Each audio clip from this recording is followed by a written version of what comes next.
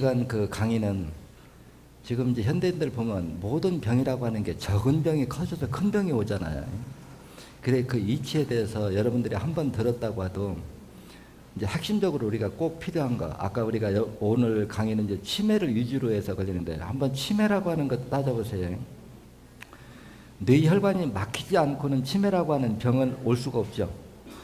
그렇죠. 그러면 혈관이 막히려고 하면 어혈이 있어야 되고, 어혈이 생기려면 고지혈증이 돼야 되고, 고지혈증이 되려고 하면 신장 기능이 떨어져야 되고. 그래서 지금 우리나라가 됐든 세계 어느 나라가 됐든 젊은 사람이든 나이가 많은 사람이든 살찌는 거 좋아하는 사람 아무도 없겠죠. 그래서 실제 우리가 살을 찌지 않게 비만 퇴치가 된다고 하면은 다른 많은 질병들에 대해서 예방이 가능하고. 근데 이제 이 비만에 대해서는 제가 이제 강의하다 보면은 솔직한 얘기로 저도 말을 많이 아껴요. 왜 그러느냐고 하면은 이거 적당히 찐 사람하고 턱없이 막 120, 30kg 찐 사람하고 치료 기간이 같을까요? 다를까요? 예. 그리고 어혈이 모든 게 이미 섬유질화돼서 콜라겐화 돼 있는 사람하고 이제 부어 있는 사람하고는 살이 빠지는 시간이 엄청 차이가 날 수밖에 없어요. 근데 비만을 강조해서 무조건 빠진다 이래 놨다가는 쉽게 안 빠지는 사람이 원망을 하면 그 답변하기가 너무 싫어요. 나는 똑같은 뻔한 얘기인데요. 근데 콜라겐화가 됐든 부어있든 어혈을 빼서 신장 기능을 회복시키면 살이 빠질까요? 안 빠질까요? 빠지는 건 빠져요. 근데 그만큼 많은 노력을 해야 되는데 웬만한 이해력 가지고는 그걸 할 수가 없어요. 그래서 내가 비만에 대해서는 특별하게 그 강의를 잘 안 하는데 이거를 이제 부사의 균형과 비만 같이 연결해서 여러분들이 이제 한번 이해하는 시간을 이 시간에 좀 가져볼까 하고 주제로 삼았습니다. 이제 비만하면 여러분들이 이제 몸속에 텔레비 보면 어때요? 체지방이 축적되는 걸 많이 얘기하죠. 그러면 이거를 의외로 생각하면 간단합니다. 쉽게 얘기해서 신장 기능이 떨어지면 혈액 속의 요산 수치가 높아지고 요산 수치가 높아지는 만큼 아니면 산도가 높아지는 만큼 혈액 속에 산소가 부족해진다. 그럼 산소 부족은 어때요? 체세포들, 인체의 모든 체세포들의 소화 능력을 떨어뜨리겠죠. 그럼 소장에서 흡수한 영양분을 못 먹어 치운 만큼 혈액 속에 축적되는 것이 고지혈증이다. 이렇게 설명을 하죠. 그러면 혈액이 고지혈증이라고 하는 것은 이미 뻑뻑하다 소리예요. 그렇죠? 뻑뻑하면 유속이 느리겠죠. 그러면 고지혈증이 된 상태라고 하면 이미 신장 기능이 떨어진 사람이에요. 그러면 특정 부위에 혈관이 막히면 혈관이 막힌 부위와 그나마 피가 도는 데는 산도가 같을까요? 다를까요? 다르겠죠. 그러면 이 산도 차이와 우리 몸에서 화학 반응의 이치가 어떻게 일어나는가 이걸 이해하면 돼요. 그 신천학에서는 늘상 얘기하면 우리 인체의 모든 생명체들은 그 환경에서 살아남는 방법을 깨우쳤기 때문에 존재한다. 신장 기능, 간 기능 모든 조직들이 환경이 다르면 그 다른 환경에서도 살아남을 수 있는 방법을 깨우쳤기 때문에 우리 인간이 멸종하지 않고 살아있다. 이걸 기초에 두고 있단 말이에요. 그러면 한번 여기서 한번 풀어봅시다. 고지혈증이 돼서 혈액이 뻑뻑해서 피가 못 돌고 산소가 부족하면 뻑뻑해진 혈액이 그 자리에 있으면 체세포들 입장에서 혈관이 막힌다는 걸 알까요? 모를까요? 여러분들 생각이 어때요? 모든 체세포들이 그 환경에서 살아남는 지혜의 영성을 가지고 있다고 하면 그대로 놔두면 지가 죽는다는 사실을 알 거냐 모를 거냐 이거예요. 정답은 안다고 봐야 돼요. 그럼 안다면 해결할 수 있는 노력을 할 거냐 안 할 거냐? 당연히 하죠. 그러면 여기서 이제 비만이라는 것을 풀으면 두 가지 원리를 풀어야 돼요. 무슨 얘기냐고 하면 우리가 정상 혈액의 정의를 내려야 됩니다. 정상 혈액의 정의는 어떻게 내려야 되느냐? 우리 인체는 흔히 그냥 그래요. 혈액 속에 있는 그 성분을 나누려고 들면은 500가지고 1000가지고 10,000가지로도 분류할 수 있을 겁니다. 그래서 일부 학자들은 약 520가지 정도의 영양소가 있다 이렇게 발표하는 학자가 있는가 하면 또 일부 학자에서는 1000가지, 10,000가지도 된다 이렇게 분류하는 게 있어요. 그러면 그만큼 많다. 이거는 그냥 그만큼 많다 이렇게 이해하는 게 좋겠죠. 그러면 이 많은 여러 가지의 종류의 그 영양소들이 각자 내가 보는 건 어떻게 보냐. 작은 미리처 상태로 따로따로 끊어져 있어야 우리 인체 조직들이 자기가 필요한 영양분을 골라 먹을 수 있다는 겁니다. 이해돼요? 네. 근데 따로따로 떨어져 있어야 되는데 이게 한 덩어리로 어묵처럼 딱 엉겨 있으면은 우리 체세포 입장에서는 굶는 게 될까요? 넘치는 게 될까요? 굶는 게 됩니다. 그래서 여기서 여러분들이 핵심적으로 이해할 건 뭐냐고 하면 뚱뚱한 사람이 뭐를 자꾸 먹죠. 그러면 고지혈증이라고 하는 거는 정상인에 비해서 혈액 속에 영양 칼로리가 높다 소리예요. 그렇죠? 네. 고지혈 뚱뚱한 사람들이. 그러면 성분학적으로는 영양 칼로리가 높은데 체세포 입장에서는 포만감이 들 거냐 굶어서 허기가 질 거냐 묻는 거예요. 네, 혈액이 묽어서 모든 영양분들이 작은 미립자 상태로 따로따로 떨어져서 돌면 자기가 필요한 영양분을 골라 먹을 수가 있는데 이게 연물처럼 한 덩어리로 딱 엉겨 붙으면 성분학적으로는 영양 칼로리가 높아도 체세포 입장에서는 굶는 입장이 된다는 거예요. 이해됩니까? 네. 그럼 굶으면 무엇을 먹고 싶다는 소리는 체세포의 생각이에요? 뇌의 생각이에요? 체세포의 생각이죠. 그러면 이미 고지혈증 상태가 된 상태에서 체세포 입장에서는 굶고 있으면 허기가 지니까 자꾸 먹으면 먹을수록 혈액의 농도는 어떨까요? 자꾸 뻑뻑해지겠죠. 자꾸 뻑뻑해지면 체세포 입장에서는 자꾸 굶는 게 돼요. 그러니까 그게 이제 우리가 폭식이라고 하는 게 많은 음식을 먹게 되거든. 그러면 이러한 상태에서 혈관이 막히면 체세포 입장에서는 자기가 못 산다는 걸 알아요. 그러면 스스로 이걸 해결하려고 하는 노력을 뭐냐? 그걸 혈관 밖으로 밀어내버립니다. 소화시키지는 못한 영양분을. 그래 혈관 밖으로 밀려났는데 그게 산과 화학 반응을 일으켜서 응고된 것이 바로 체지방이라는 겁니다. 이해됐습니까? 그러면 혈관 밖으로 밀어내게 된 원인은 뭐예요? 혈액 속에 영양분이 넘치기 때문에 밀어낸 거죠. 그래서 이것이 우리 몸 밖으로 밀려낸 이 성분이 영양분이 뭘까요? 개기름입니다. 우리 몸 바깥으로 나온 것이요. 바로 개기름이라는 거예요. 그래서 산소 부족에 의해서 체세포들의 영양분을 소화 연소시키지 못해서 혈액 속에 누적돼서 혈액이 걸쭉해서 피가 돌지 못하면 그 넘치는 성분을 모공을 통해서 밖으로 밀어낸 것이 바로 개기름이다. 그러면은 모든 성분이 넘치는 것이 피부 바깥으로 다 나올까요? 안에서 우리 근육 조직 사이사이 근육도 여러분들은 토끼 같은 거나 이렇게 잡아서 싹 해부해 보세요. 근육이 결대로 전부 따로따로 이렇게 쌓여져 있는 게 보여요. 결대로 다 쌓여져 있죠. 그 사이로 영양분을 밀어냈는데 신장 기능이 떨어져서 요산 수치가 높아졌고 그 산이 모공을 통해서도 질소가스가 밖으로 나온다고 그랬죠.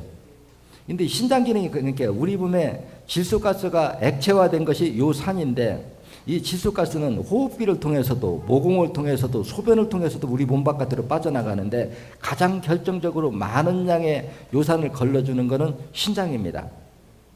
그런데 신장 기능이 떨어져 버리면은 이미 혈액 속에 산도가 포화 상태로 되면 모공을 통해서 바깥으로 빠져나가요. 그럼 빠져나가다가 그 액체화된 산이 소화시키지 못한 영양분을 밀어낸 것, 산과 화학 반응을 일으키는 것을 바로 내가 우유에다가 식초를 넣으면 응고되는 것, 이게 바로 체지방이 되는 그 화학 반응의 이치다. 이렇게 설명을 한단 말이에요.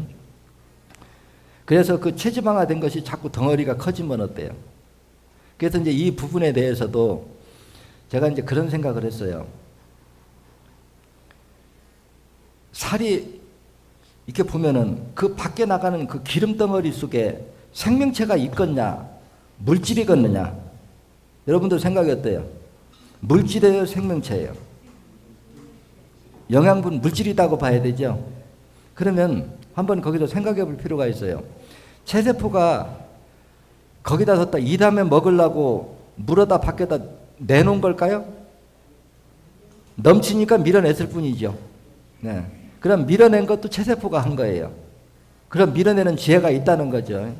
근데 개나 동물이나 모든 동물들을 키우다 보면은 배를 째보면 그냥 오리 같은 것도 그냥 지방 덩어리가 노랗게 확 덮어서 장기가 보이지 않을 정도로 덮여 있다가도 그놈을 쫄쫄 굶겨놓고 물만 먹이면 어때요? 없어졌어요. 그러면 체세포가 밖에 나와서 그놈을 물고 들어가서 없어졌을까요? 이건 불가능하잖아요. 그렇죠. 생리이치적으로. 그런데도 없어졌어요.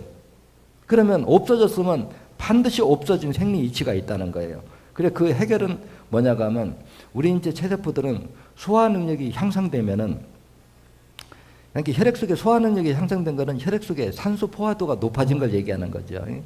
이렇게 높아지면 영양이 부족하면 그걸 갖다 먹는 방법이 있어요. 어떤 방법이냐? 그 포화지방으로 된 체지방이 된 거는 거기다 강산을 밀어넣으면 어떻게 될까요? 녹아버리겠죠? 액체화시키면 끓여서 다시 영양분으로 갖다 쓰는 거예요. 그렇기 때문에 그게 소멸됐다는 거예요. 그러면 체세포는 밀어내는 지혜의 영성도 있고 밀어냈던 걸 다시 끌어들이는 지혜의 영성도 있다. 그러니까 이걸 산소 부족해서 못 먹어 치울 때는 밀어내고 먹어 치우면 그걸 갖다 소멸시켜서 없어요. 체지방이라고 하는 것이요.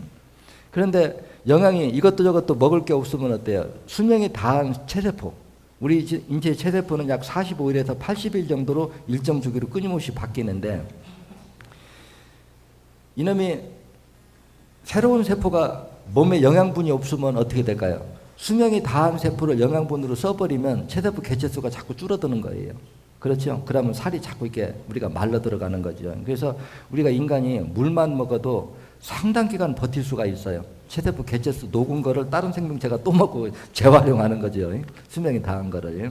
근데 이제 그 이전에는 몸속에 체지방을, 그러면 이거를 밀어냈고 화학 반응에서 응고됐다. 그러면 이걸 이제 해결책은 뭘까? 제가 이제 예전에 생각하면서 동물의 배도 째보고 이제 그런 생각을 이렇게 딱 정리를 했어요. 근데 나이가 들면 자꾸 배가 나온단 말이에요. 그렇죠? 네. 그러면 어떤 사람은 히프가 막 커지는 사람이 있고 어떤 사람은 배가 커지는 사람이 있고 또 어깨가 상체가 쫙 벌어지는 사람이 있고 하체가 빈약한 사람이 있고 이런 차이들이 뭘까?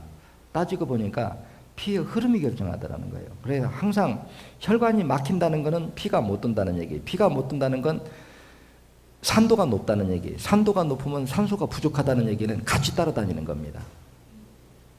그래 이 원리를 이제 생각하고 제가 또 예전에 그 공부하면서 그런 생각을 해봤거든요. 여러분들이 이게 발효 같은 거 시키다 보면 어떤 거는 냄새를 그런 대로 여러분들 그 매주 띄우면 냄새 어때요?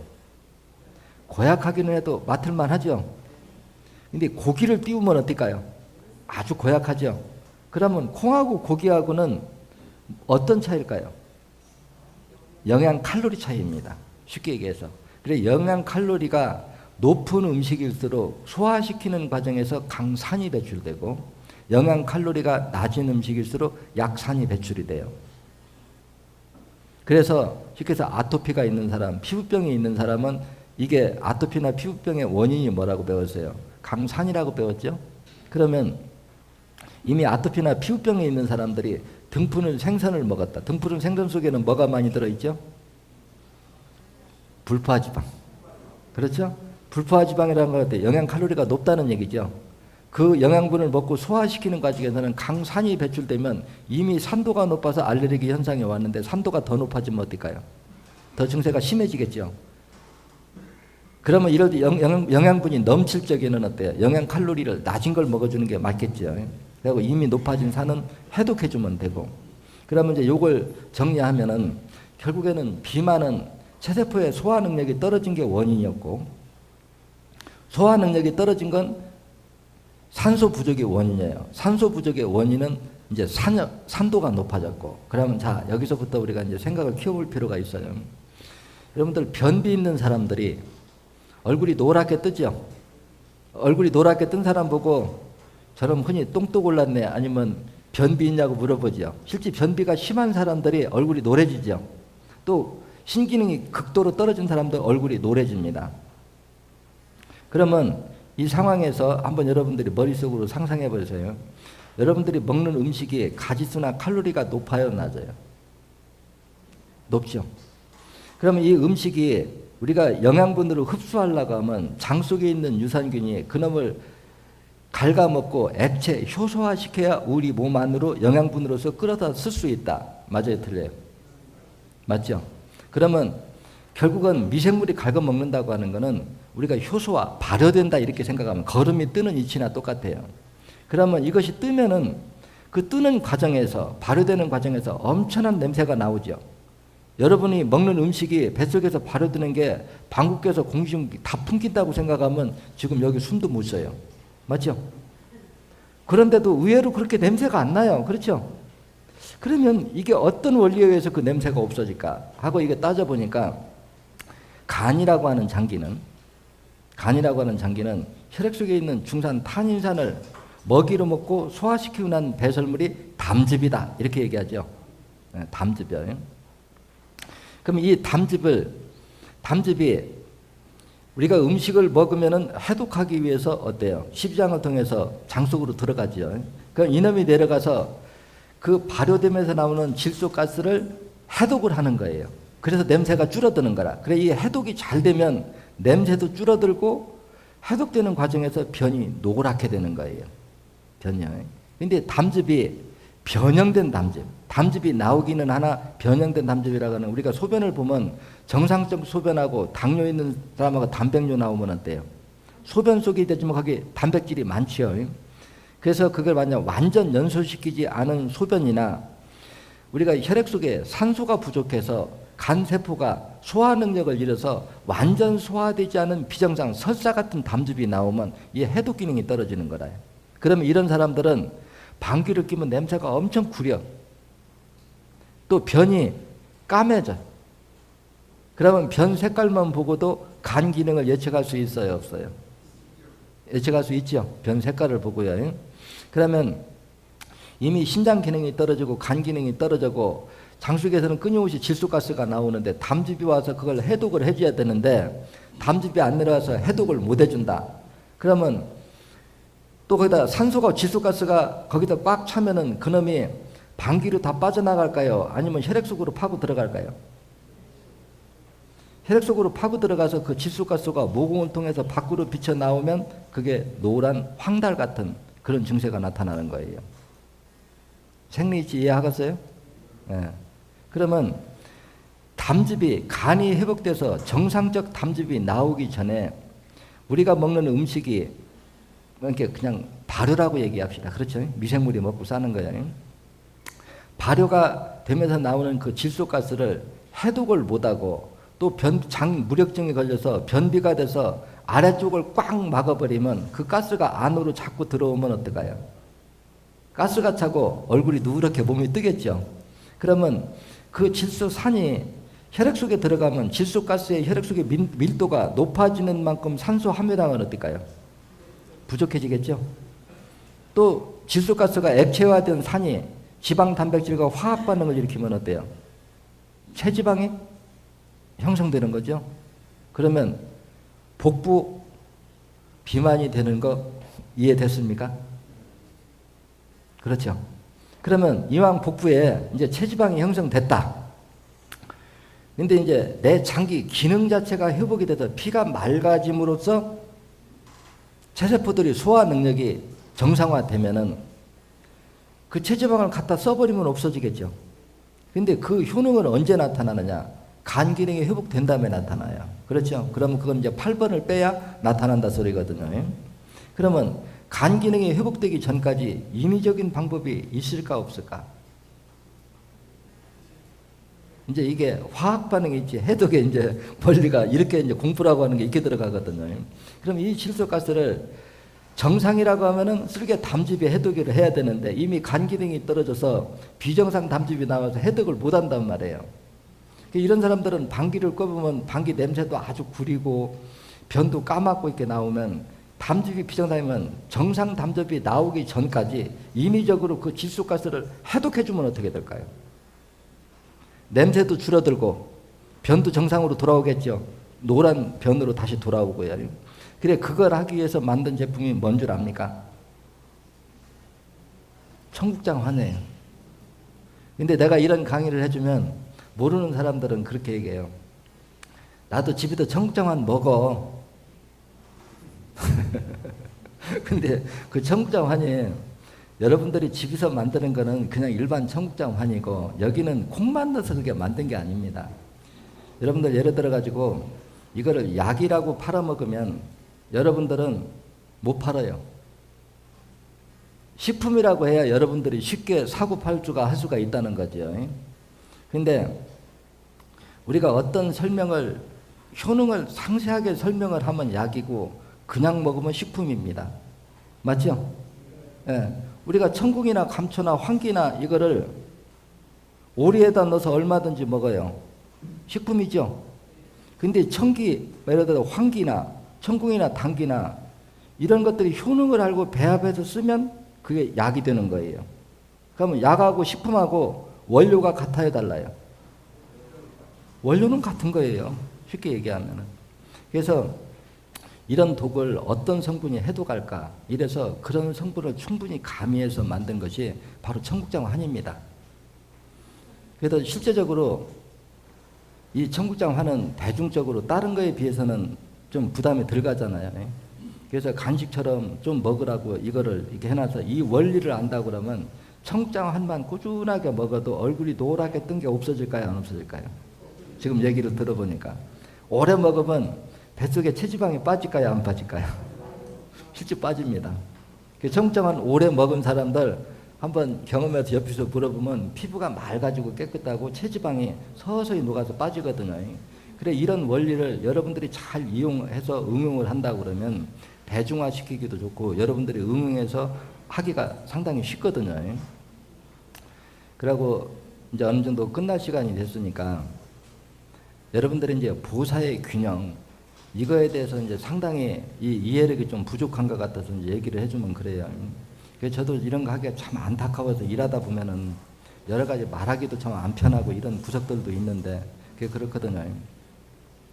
우리가 혈액 속에 영양분이 부족하다 하는 거는 앞서 배운 공부를 기준하면은 우리 인체는 약 520가지 정도의 영양소가 있고 신장세포, 간세포가 모두가 필요로 하는 영양분이 달라요. 그렇죠. 그럼 그 영양분을 안 넣어주면 그 생명체는 그걸 못 먹었다는 얘기가 돼요. 그렇죠. 그럼 먹고 싸고 연결이 안 됩니다. 그러면은 이 영양이 부족하면 게다가 이해 못하면 옛날 강의 테이프에 돼요. 옛날에 부항 든 사람은 몸이 어떻게 돼요? 띵띵 붙죠. 그럼 잘 먹은 사람이 부항이 걸리던가요? 쫄쫄 굶은 사람이 부항 걸리던가요? 쫄쫄 오래 굶고 물만 마신 사람이 부항 걸리죠. 그럼 안 먹었으면 살이 빠져야지 왜 몸이 띵띵 붙었느냐? 이게 신진대사의 원리입니다. 우리 몸에 필요한 영양분을 공급을 안 해주면 먹고 싸고 연결이 안 되면 혈액 속에 산도가 높아집니다. 그래 그 산의 농도를 묽게 희석시키기 위해서 수분을 끌어모으는 것이 바로 부종입니다. 그러면 이렇게 부항들어도 부종이 온 사람 혈액 속에는 산소 포화도가 높을까요? 낮을까요? 낮죠. 그럼 면역 기능은 어떨까요? 떨어지겠죠? 혈압은 어떨까요? 올라가겠죠? 이런 부작용들이 동시에 나타나요. 그리고 또 산소가 부족하면 우리 근육세포가 힘을 쓸 수 있을까요? 없을까요? 쓸 수가 없죠. 그래서 영양분과 철분이 부족하면 어떤 현상이 일어나느냐? 부족하면 마르는 게 아니라 몸이 초석하기에 붓습니다. 붓는 걸 살찌는 걸로 알아요. 그게. 그래 이게 영양분과 철분이 부으면 팔다리 힘이 빠지고 몸이 체중이 늘어나고 귀에서 북치는 소리가 나는 건 철분과 영양분이 부족한 부작용이 합병증이라는 거예요. 그럼 또 염분이 부족하면 어떠냐? 이번에도 텔레비 나와서 사람 몸속에는 소금이 얼마나 있을까 하고 얘기하는데 두 손으로 쳐서 이만큼 있다고 그래요. 우리 몸속에 있는 염분의 농도가요. 근데 저는 여러분들한테 이제 염분에 대해서 이렇게 질문을 하고 싶어요. 요즘에 짜게 먹는 사람이 살찌고 그것이 고혈압의 원인이고 비만의 원인이라고 자꾸 저염식 하잖아요. 그런데 우리가 수치적으로 내가 얘기해 줄게. 여기 있는 사람이 똑같이 밥을 한 공기씩 똑같이 줬다고 해서 반찬도 똑같이 칼로리를 똑같이 먹였다고 해서 체중이 똑같이 올라가고 똑같이 빠질까요? 절대 그렇지 않습니다. 장기 기능이 결정을 하는 거예요. 그러면 우리가 무엇을 먹고 싶다고 하는 것은 뭐냐? 우리 체세포가 그 영양분이 필요하니까 그걸 넣어달라 소리입니다. 쉽게 얘기해서. 그래서 우리가 짜운 걸 먹고 싶다는 거, 좀 짭짤하니 먹고 싶다고 하는 거는 내 몸속에 염분이 부족하니까 염분을 넣어달라는 신호입니다. 근데 또 염분이 꽉 차서 넘치죠. 여러분들 죽염을 먹어보십시오. 염분이 꽉 차면 써서 못 먹습니다. 똑같은 죽염인데도. 근데 염분이 부족할 적에는 계란 노른자 맛같이 맛있게 느껴져요. 염분이 부족할 적에는. 이 얘기를 내가 왜 해주느냐고 하면 우리 몸의 그 염도는 내 몸에서 스스로 조율할 수 있는 기능이 있다는 거예요. 여러분들 공감하죠? 예, 생선에다가도 소금 잔뜩 뿌리면 썩어요, 안 썩어요? 안 썩죠. 우리 몸에 질병을 일으키는 세균이나 바이러스가 염분 농도가 낮은 데서 진화했을까요? 높은 데서 진화했을까요? 다정히 낮은 데서요. 그래서 우리가 우리 몸에서 필요한 염분을 저는 어거지로 먹을 거라 소리가 아니죠. 내가 맛있게 느껴지는 그 정도. 그런데 이왕이면은 2, 3, 6, 8번을 빼주고 입에 당기는 대로 먹어라 하는 게 제 지론이란 말이에요. 그래서 실제적으로 너무 이렇게 저염식 소금이 해롭다고 하면 내가 반론적으로 그런 얘기를 하거든요. 이 사람의 몸은 어때요? 우리 염분이 빠져난 게 눈물로도 빠져나가고 콧물로도 빠져나가고 땀으로도 빠져나가고 소분으로도 빠져나가요. 그렇죠? 그래서 옛날에 육체적 노동을 심하게 할수록 짜게 먹었습니다. 맞죠? 육체적 노동을 적게 할수록 싱겁게 먹어요. 그러면 옛날하고 지금하고 육체적 노동을 옛날에 많이 했죠. 옛날하고 지금하고 옛날이 짜게 먹을까요? 지금이 짜게 먹을까요? 여러분들 생각에. 옛날에 훨씬 짜게 먹었죠. 그러면 옛날에 40대, 50대를 기준으로 해서 옛날에 고혈압 환자, 비만 환자가 많았어요. 요즘에 고혈압, 비만 환자가 많아요. 싱겁게 먹을 때. 요즘에 많죠. 그러면 짜게 먹을 때는 왜 비만, 고혈압 환자가 없었는데 싱겁게 먹은 지금의 고혈압 환자, 비만 환자가 많느냐? 이렇게 물어보면 어떻게 답변할래요? 그러면 이게 비만이나 이런 순환기 장애의 모든 합병증들이 따지고 보면 장기의 기능이 떨어진 것이 결정적 원인을 하는 거지 염분이 하는 게 아니라고 하는 것을 내가 강조를 시켜주는 거예요. 그래서 오히려 자꾸 저염식으로 이렇게 하다 보면은 제가 우스갯소리를 그냥 하잖아요. 저도 여기가 어디예요? 고향이죠? 제가 어렸을 때 이렇게 추억을 생각하면 옛날에 학교 다닐 때 겨울에 콧물 찔찔 나오면 옛날에 까만 그 옷들 입고 다니면 어떻게 내가 번질번질하죠. 내가 노랗게 달리고 그때하고 지금하고 위생관념이 어느 때가 자랐냐 그 얘기예요. 그때 식중독, 눈병 요즘같이 심하지 않았습니다. 유행하지 않았어요. 그러니까 위생관리를 지금처럼 안 할 때가 오히려 더 사람이 건강하고 면역 기능이 강했다는 거예요. 근데 요즘은 좋은 환경에서 위생관리도 잘하는 요즘에 와서 왜 눈병이나 감기나 이런 것들이 급속도로 번지냐. 사람이 면역 기능이 그만큼 떨어졌다는 거예요. 그래서 이 면역 기능이라고 하는 것도 우리가 세 가지로 분류해 볼 필요가 있어요. 무슨 얘기냐. 본질적으로 우리 몸의 항체 기능을 힘을 강하게 시켜주는 것은 피가 맑아서 혈액 속의 산소 포화도가 높아져야 된다. 거기 플러스 염분 농도가 필요한 만큼 있어야 된다는 거예요. 그럼 염분 농도가 왜 필요하냐고 하면 내가 이렇게 비유를 해볼게요. 바닷 물고기를 민물에 놓으면은 정상적으로 활성화가 될까요? 안 되겠죠. 바닷 물고기는 바닷물 속의 염분 농도에서 왕성한 활동을 할 수 있다는 얘기입니다. 맞죠? 네. 그 다음에 우리가 염분을 적당히 먹어서 콧물에도 염분이 섞여 있고 눈물에도 염분이 섞여 있으면 공기 중에 있는 세균이나 바이러스가 눈으로 들어왔다. 그럼 민물고기를 바닷물 속에다 넣은 것 같아요. 쉽게 세력을 확장할 수 있을까요? 근데 저염식을 해서 염분 농도가 우리 내 몸속 염분에 민물의 염분 농도로 떨어져 버리면 어떨까요? 쥐나 깨나 다 들어오겠죠? 그러면 염분 농도를 하면 어때요? 감염성 질환에 쉽게 걸릴 수밖에 없다는 것을 지적해 주는 겁니다. 그 다음에 하나는 뭐를 해야 되느냐? 우리가 이제 환절기 때 돼서 감기 환자들 많을 겁니다. 제가 메르스 거기에도 특강 올려놨죠. 인터넷에서요. 그래서 감기도 그래요. 우리 몸에 면역 기능이 떨어져서 감기에 잘 걸리는 게 있고 우리 몸의 항체는 어디에 삽니까? 제가 묻는 게 혈액 속에 살죠. 혈관이 막히면 갈 수 있을까요? 없을까요? 못 가죠. 그러면 4번, 18번을 사혈을 해서 핏기를 열어줬다. 그러면 우리 몸의 항체인 백혈구가 접근할 수 있는 통로를 열어놓은 거죠. 그래서 피가 돌면 영양 공급, 산소 공급이 동시에 이루어지면은 어떨까요? 면역 기능은 강화될 수밖에 없죠. 그리고 우리가 아무리 먼지나 이물질을 마셔도 우리 목에는 섬무근이라는 게 있습니다. 맞죠?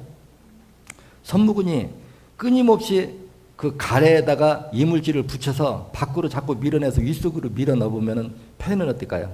깨끗해지겠죠? 근데 섬무근이 왕성하게 움직여서 먼지를 우로 이물질을 끌어올리려고 하면은 그놈이 운동할 수 있는 환경이 필요한 거예요. 그 환경이 뭐냐? 가래의 농도가 묽어야 흔들 수가 있다는 거예요. 근데 가래가 뻑뻑하면 선무근이 흔들라고 하면 어때요? 우리가 맑은 물에다 넣고 손을 흔드는 거와 뻑뻑한 연물에다 넣고 손을 흔들면 어때요? 뻑뻑할수록 불리하죠. 그래서 이 가래의 농도가 뻑뻑하면은 선무근이 아래로 활동을 해서 이물질을 우로 폐 바깥으로 밀어내들 못한다는 거예요. 그러면 이 가래의 농도가 뻑뻑하냐 묽기는 무엇이 결정하느냐? 온도가 결정한다는 거예요. 그래서 32번, 4번, 18번을 우리가 사혈을 해주면은 피가 돌면 온도가 올라가고 온도가 올라가면은 가래의 농도가 묽어집니다. 그러면 우리가 의식하지 못하는 사이에 먼지나 이물질을 자꾸 우로 올려서 선무근이 우로 밀어 올려서 이걸 윗속으로 넣어주고 또 피가 돌므로써 항체가 접근하면 어때요? 글로 들어오는 세균이나 바이러스를 잡아먹기 때문에 감기가 안 걸리는 겁니다. 그러면 이제 결정났어요. 흐르는 피를 맑게 유지해 주는 것은 신장과 간 기능이 결정하는 거예요. 맞죠? 네. 그러면 흐르는 피를 맑게 해놓고 그 맑은 혈액이 돌 수 있게 4번, 18번을 피워주면 그래서 이것도 그래요. 폐 쪽에 가래가 있으면 32번이 치료점이고 목에서 가래가 많은 건 4번, 18번이에요. 그러면 1년 12달 비염으로 콧물을 질질 흘린다. 어디가 치료점일까요? 47번이죠. 근데 내가 여러분들한테 직설적으로 물으면 지금 알레르기, 비염, 콧물을 질질 나오는 거 병원에 가면 치료되던가요? 내가 그러거든요. 약 그거 한 3년 먹으면 치료되더냐? 먹을 때는 그러면 그 약의 원리가 뭘까? 원리는 약성은 두 가지입니다. 뭐냐? 감각을 무디게 하는 거. 근육을 수축시켜서 콧물 자체가 못 나오게 하는 거예요. 우리가 내 몸에 가지고 있는 본래 기능 자체를 복원시켜서 콧물이 안 나오게 하는 치료 효능이 아니고 몸을 고장을 내서 우리가 땅구멍에 땀이 나와야 되겠죠. 근데 땅구멍을 수축시켜서 막아놓고 땀이 못 나오게 하고 땀은 안 흘린다? 땀은 적당히 나야 돼요. 맞죠? 근데 이 양리 기능이 우리가 치료에 내가 약을 쓰든 치료를 하든 그게 강제 기능으로서 몸을 고장내서 쉽게 얘기하면 두통, 치통, 생리통의 원인이 같아요, 달라요? 원인이 다르죠. 두통의 원인은 산소 부족이고 요통은 근육 경직이고 치통은 산통이고 생리통은 혈관이 막혀서 오는 통증이라 원인이 달라요. 근데 약의 약성은 하나예요. 진통제죠. 마취제. 그러면 그건 강제 기능으로 통증을 못 느끼게 하는 양리 기능이지 그 통증이 오는 근본 원인 치료하는 효능은 아닌 게 지금 현대의학이라는 거예요. 그럼 알레르기 비염 역시도 우리가 생각을 해봐야 돼요. 우리가 콧물이 나오면 우리가 의식하지 못하는 사이에 어디로 넘어가야 될까요? 식도로 넘어가서 위로 넘어가야 되죠. 예. 근데 우리 눈은 끊임없이 눈물이 나와서 눈을 청소하고 하수관을 통해서 위로 넘어가야 됩니다. 맞죠? 근데 이놈이 우리가 코에서 여기 이놈을 떨어지는 데가 이쪽에다 떨어뜨리면 코로 나오고 여기다 떨어뜨리면 위로 들어가요. 근데 피가 못 돌아서 이놈이 바깥으로 끌려 나왔어. 결촉돼서. 그러면 뒤쪽으로 끌려 들어갔어요. 그러면 위에서 내려오는 물이 앞쪽으로 계속 나오게 만드는 거예요. 이놈이 정상이 돼서 뒤에 떨어져야 되는데 그러면 이거를 정상으로 딱 돌려놓는 게 치료 방법이죠. 아니면 콧물을 아예 못 나오게 땅구멍을 막듯이 콧물 나오는 기관을 수축시켜서 막는 게 그래서 실제적으로 콧물 나오는 약을 막으면 입안이 침까지 동시에 말라붙죠. 모든 구멍을 다 막아버리니까. 그래서 여러분들이 실제 그 약의 양리 기능, 그래서 내가 그런 얘기를 하잖아요. 어떤 약을 쓰면은 그 약이 들어가서 우리 인체에 어떠한 양리작용에 생리치적으로 그 치료의 변화를 일으키는가를 알고 써야 된다는 거예요. 근데 내가 공부를 해보니까 이게 다 강제 기능이더라는 얘기예요. 근본 원인 치료를 하는 게 아니고 콧물이 이렇게 해서 뒤로 끌려 들어가서 앞으로 떨어져서 코 앞으로 자꾸 나왔다고 하면 이놈을 정상으로 돌려주면 될 거 아니냐 그 얘기란 말이에요. 맞죠? 근데 이거를 정상으로 돌릴 생각을 안 하고 콧물이 나오는 땅구멍을 다 막아버려서 수축시켜. 그러니까 입도 마르고 침도 마르고 목구멍도 다 말라붙어 버리는 거예요. 근데 근육으로 왜 경직돼서 수축되는 데다 피가 못 돌아서 그렇다는 거라. 그래서 알레르기 비염 환자 47번 빼서 피를 돌게 해보라는 거예요. 정상으로 콧물이 나오나 안 나오나.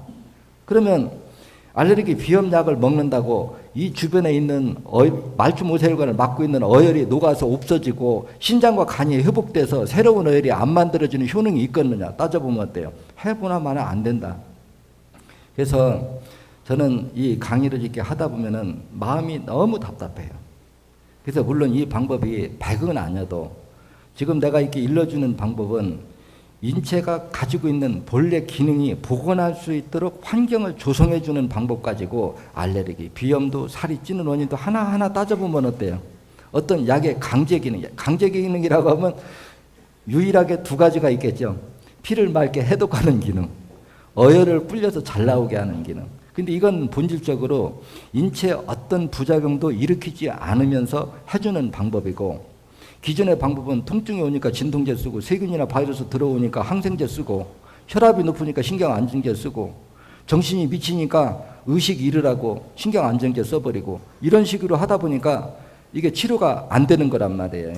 이런 사고력을 여러분들이 밖에 나가서 바꿔줘야 돼요. 그래서 우선 쉬운 거부터 이제 강의가 끝날 때 됐으니까 정리합시다. 지금 여러 가지를 내가 이제 여러 증세에 대해서 이렇게 이제 설명을 해줬는데 이제 요점 정리를 해주면 그래요. 우리가 여러분들이 이걸 대중화시키면서 뭔가 한 가지를 확신하게 하려고 하면은 우리가 앞으로 치매 퇴치 운동을 주안점으로 하자 하는 게 오늘 강의의 주제였고, 그래 지금 있는 현재 그 중산 어혈을 녹이는 기능도 819를 빼주면 적어도 60% 가까이는 예방 치료가 가능할 겁니다. 아주 심하지 않은 사람은요. 근데 이제 앞으로 그 녹이는 처방에 이거를 내년쯤에나 나오면은 지금보다 치료 효능이 30% 이상은 향상된다. 그렇게 보고 있으면 그 기능만 가지면 이 땅에서 치매 환자 80%만 없앤다고 해도 우리나라에 획기적으로 대품을 일으킬 수 있는 게 나는 확신하고 있다. 그럼 치매는 정리됐죠. 그 다음에 이제 많은 대중들한테 우리가 어필할 수 있는 게 요즘 사람들 살찌는 거 다 싫어하잖아요. 맞죠? 그러면 살찌는 거 싫어한다고 하면 어려서부터 비만이 될 놈, 비만이 안 될 놈 싹수가 보이던가요? 안 보이던가요? 여러분들 눈으로 봐도. 다 보이죠? 그러면 어려서 요놈 커서 비만 되겠다 봤자 어려서 비만으로 시식된다 그러면 그때 빼는 거와 살이 102, 3kg 쪄가지고 이만할 때 빼는 게 시간 차이가 어떨까요? 어렸을 때 빼주면 일찌감치 다른 합병증 안 만들 수 있다는 거예요. 그렇죠? 그래 비만 하나를 해결하면 비만만 해결될 거냐, 순환기계통의 모든 질병을 동시에 예방하는 효능이 있을 거냐. 맞죠? 그러면 우리가 해야 될 일이라고 하는 것이 이미 정해져 있다는 거예요. 그래 병이 온 다음에 고치는 것보다는 오기 전에 예방하는 것이 훨씬 낫다는 거죠. 그래서 실제 치매라고 하는 병이 왔을 적에도 한번 생각해 보십시오. 혈관이 막히지 않고는 피가 돌지 못할 수가 없고, 혈관이 막혀서 피가 못 돌아서 뇌세포 분열 기능이 떨어져서 또 혈관이 막힌 시간이 길어서 산도가 높아져서 산이 물질을 녹여서 치매나 이런 병이 왔다.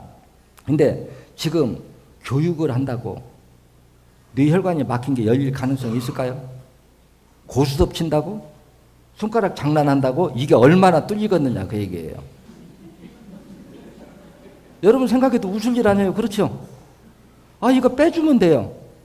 이거 오래 가려면 어떡하느냐. 어혈 다시 안 만들어지게 해주면 된다는 거예요. 그렇죠? 그래서 기억력이 떨어지고 이해력이 좀 떨어질 때 그러니까 뭐냐 하면 기억력이 떨어진 암기력은 뇌세포 분열 기능을 회복시켜준다. 이거는 8번, 1번, 9번이에요. 근데 이해력이 좋아지려고 하면 어때요? 통합뇌가 활성화돼야 돼요. 뇌가 상호 보완작용을 해야 되거든요. 근데 이 보완작용 기능이 왜 떨어졌느냐. 뇌끼리 연결된 그 섬유화된 물질, 그러니까 전달 물질이에요. 정보를 전달 그 물질이 산화작용에 의해서 녹아버렸기 때문에 그렇다는 거예요. 피가 못 돌므로써요. 그러면 산도가 높아진 것은 물이 고여있기 때문에, 피가 못 돌기 때문에 산도가 높아졌다가 하면 물을 흐르게 해버리면 어떨까요? 약산이든 중산이든 강산이든 상관할 것 없이 맑아질 수밖에 없죠. 그러면 다시 그걸 녹이지 못하게만 해놓으면은 스스로 다시 복원하는 기능은 있을까요? 없을까요? 여러분 사는 집 뜯으러 부셔도 돈만 있으면 새 집 져요. 맞죠? 우리 몸도 마찬가지라는 겁니다. 그 돈이라는 게 뭐냐? 그 세포가 분열하는 데 필요한 영양분 공급만 해주면은 스스로 복원할 수 있는 기능이 있다는 거죠. 그러면 어때요? 자폐나 이해력이 부족한 사람은 어디를 추가해야 돼요? 17번을 추가해야 된다는 얘기가 나오죠. 근데 이미 자폐증이 걸린 사람은 이해력이 충분할까요? 부족할까요? 부족하죠. 이해력이 부족한 사람일수록 스트레스는 어떨까요? 많이 받아요. 그래서 자폐증 있는 애들이 이런 머리에다 벽에다가 머리를 쿵쿵 박는 게 지 성격을 지가 못 이겨서 그 짓을 하거든요. 지 딴이는 지가 오라, 자폐증도. 근데 객관적인 시각에서 보면 이해력이 부족해서 오는 거라는 거죠. 그럼 이렇게 스트레스를 받으면 사람마다 다소의 편차는 있습니다. 쉽게 얘기해서 스트레스를 받은 사람은 어떤 사람은 설사를 하는 사람이 있고 어떤 사람은 소화가 안 되는 사람이 있고 어떤 사람은 기절하는 사람이 있어요. 이게 무슨 뜻이냐고 하면 똑같이 스트레스를 받아도 우리 몸의 근육을 경직시키는 부위는 다르다는 거예요. 근데 대체적으로 포괄적으로 내가 그동안에 자폐증 환자를 치료해 보면은 주로 5번 위치에다가 힘을 많이 줍니다. 그래서 자폐증아들이 화를 자주 이렇게 폭발하고 이러면 5번, 30번. 책에도 이미 다 논문에 나와 있는 거거든요. 그러면 자폐증은 5번, 30번, 1번, 9번, 17번이 치료점이고 치매 예방은 8번, 1번, 9번이 치료점이고 어때요? 그거 분류할 수 있겠죠? 네. 그래서 이렇게 해보면은 실제 자폐증이나 이런 것들이 치료되는데 실질적으로 내가 해보면 그래요. 내가 해도 안 되고 이러면 나도 좀 답답하지가 덜 할 건데 내가 해보면 되는데 왜 배워보지도 해보지도 안 하면서 안 된다고 하냐. 실제 화가 푹 끓으니까 이런 강의 한번 나오면 제가 말이 많아지는 거예요.